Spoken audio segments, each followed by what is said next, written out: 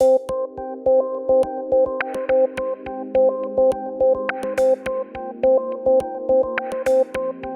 Nikki Cap, for that really powerful presentation.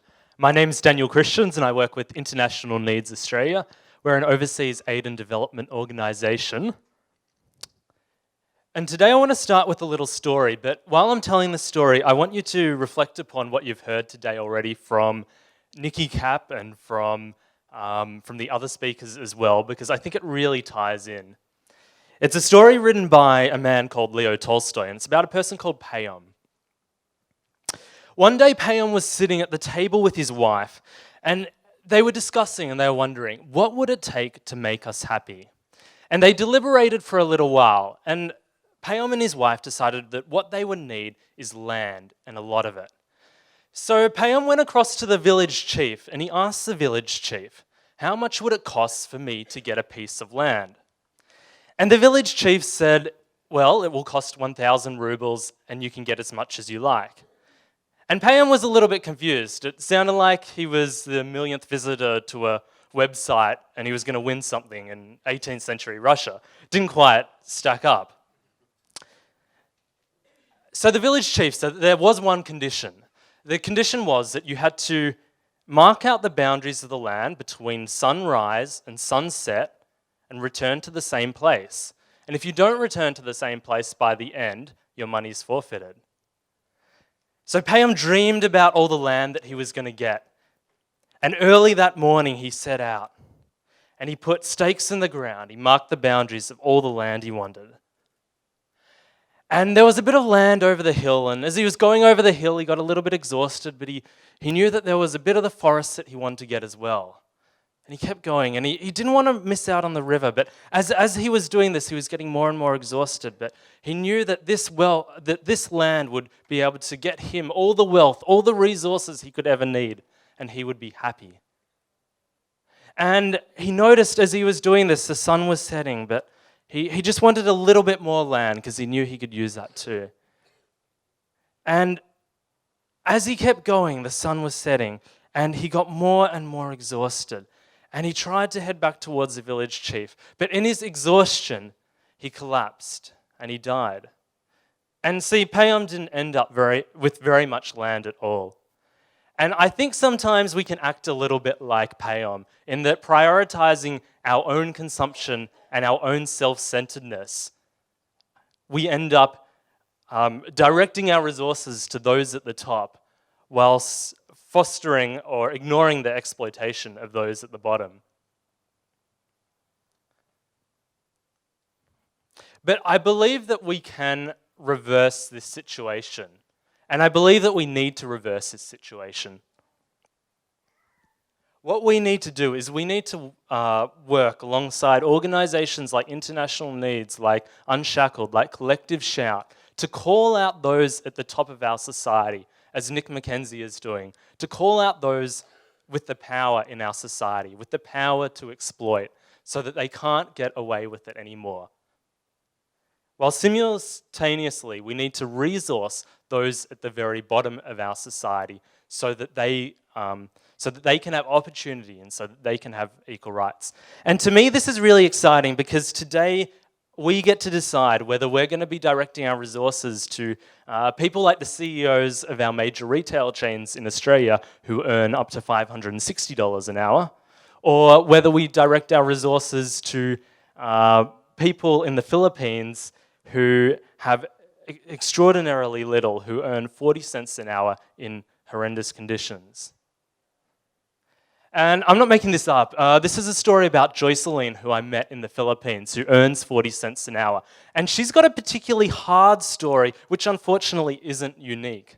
See, she's one of the 60,000 domestic maids, Filipino domestic maids, that goes to Saudi Arabia each year to help out those at the top of their society. And domestic maids in the Philippines have it pretty tough. That companies recruit from the Philippines to send to Saudi Arabia have it fairly tough. See, according to Human Rights Watch, domestic maids in Saudi Arabia often work from dawn until late at night. They have no days off. They have inadequate food, unpaid wages, they're confined to their workplace, they have their passports withheld.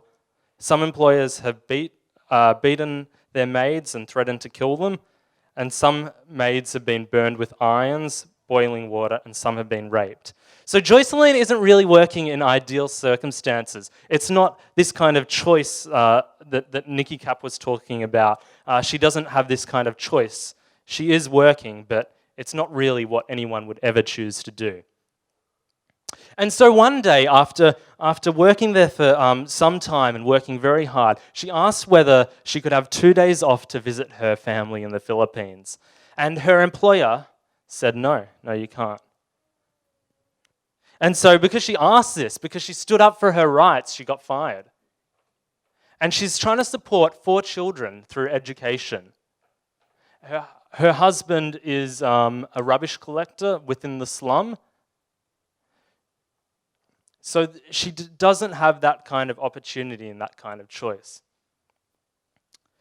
But see, what International Needs does is we work with women like Joycelyn. We help prevent them from being trafficked and exploited in the first instance. And we do this through women's empowerment, sponsorship, and child sponsorship. John David here, who you can see on the back of the tricycle as part of our sponsorship program. I'm going to come back to his story a little bit later. And to me, this is exciting because through sponsorship, things are changing for John David and Joycelyn, their family, and their community. Sponsorship is helping provide education, nutrition, and health. And we do this because 4 in 5 people in the Philippines have not completed secondary school. We focus on health because 1.5 million children die each year globally because they haven't had adequate vaccines. And we focus on nutrition because poor nutrition accounts for 45% of poverty-related deaths.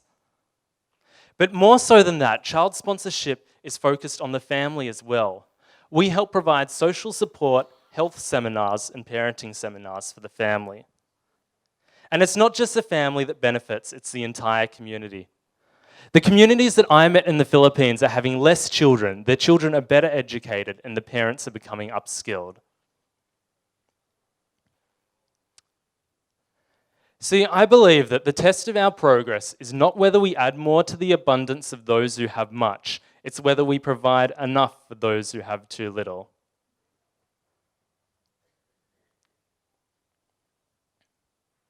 So immersion is really about changing the conversation around our culture. And I think our culture does direct us in a way that says, don't worry about where your resources are going. Don't worry about how much those people earn and how their business model relies on the exploitation of those at the bottom. And I think we need to reverse this. We need to call out and we need to expose those with the power who are using their power to exploit others in order to retain their own power and status. And simultaneously, we need to work with those at the bottom of the hierarchy, like Joycelyn and John David, so that they can have a fair go in life. Just coming back to John David, when I met him in the Philippines, he told me that when he grows up, he wants to become an aeroplane pilot and fly people all around the world. And International Needs exists so that children in the poorest, far-flung places can actually have a chance to dream. But the thing is, there are many more children and families like John David, like Joycelyn, who need this help, who need to be economically empowered and educated so that they are not victims and do not become victims of exploitation. So I'd love it if you could, if you come and chat to me afterwards, and we can see how sponsorship and women's empowerment really does make a difference. Thanks.